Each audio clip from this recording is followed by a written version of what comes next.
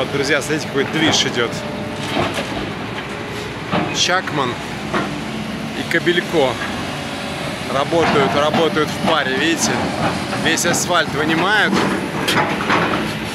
Весь асфальт вообще снимают. Как круто, да?